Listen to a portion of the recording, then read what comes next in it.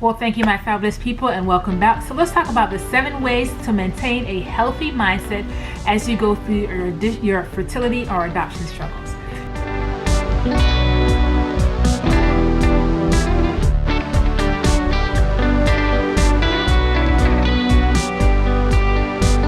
Welcome back, my fabulous people. So let's find out the 7 ways that you can maintain a healthy mindset as you go through your fertility and adoption struggles. So, number 1, focus more on the future. Yes, focus more on the future. What does that mean?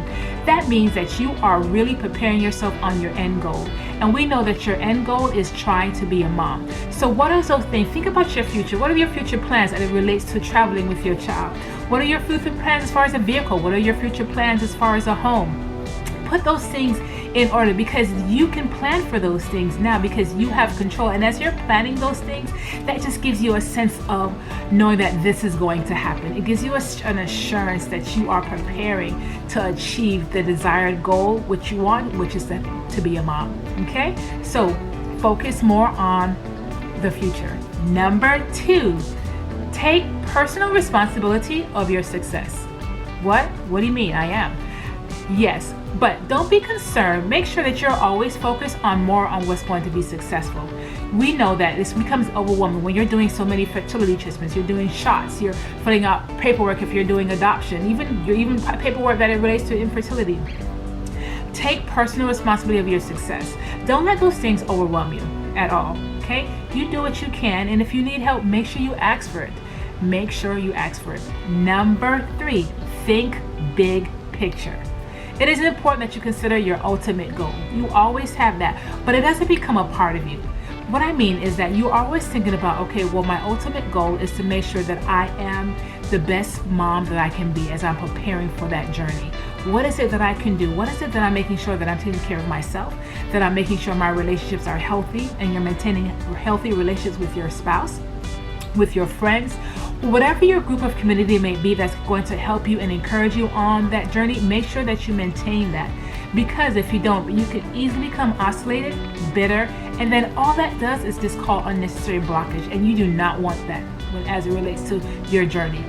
Number 4, focus on what you can control. Yes, focus on what you can control. Now, when you do this, you think more ahead. You don't think about always constantly, okay, well, I just did this test, is it going to work? Is this going to work? Is this? No, you focus on what you can control. Okay, so focus on those things that you can control.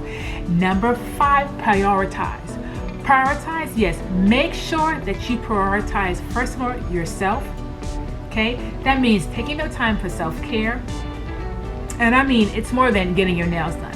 Self-care is making sure that you have that time to meditate, being mindful of your time, being mindful of how you spend quality time with yourself, quality time with your husband, quality time with your friends, other family. Prioritize, because those things are still important, because they are still a part of your community. Now, if you find you don't have a community of support, make sure you reach out to someone that's going to be unbiased and that really wants to support you on your journey, okay? Because you're going to need that support. Next, number 6, think through scenarios. Okay, think through scenarios. Focus only on scenarios and create a plan on those scenarios. Now, what happens if you do get a negative report? What happens if you do get they tell you, oh, you're going to be matched, and then the match doesn't go through? What do? Do you get caught up in that moment? Do you get depressed? Oh yeah, if you do get depressed, it's not going to be for a little while, because you know what, delay is not denial, and it will happen. This is not for you right now. So you just continue to press forward. That means you make sure you take care of your health, your healthy mind, your healthy body, your healthy soul, and your healthy spirit. All right, so focus through scenarios. And number 7, make things happen. What I mean by making things happen, well, what I mean is that you want to make sure that you're preparing. Think about clothing you want to have for your child. Think about where you want to shop for your children. Think about shoes as it relates to your child. Think about food. What is the meal? Think about those things to make it feel like you are preparing for your journey, because you are preparing for your journey to be a mom. Okay, not only a mom, but to be an optimized mom. All right, so I hope these things help you on 7 ways to maintain a healthy mindset as you go through your fertility and adoption struggles. And this is Melanie Warren, also known as Coach Man.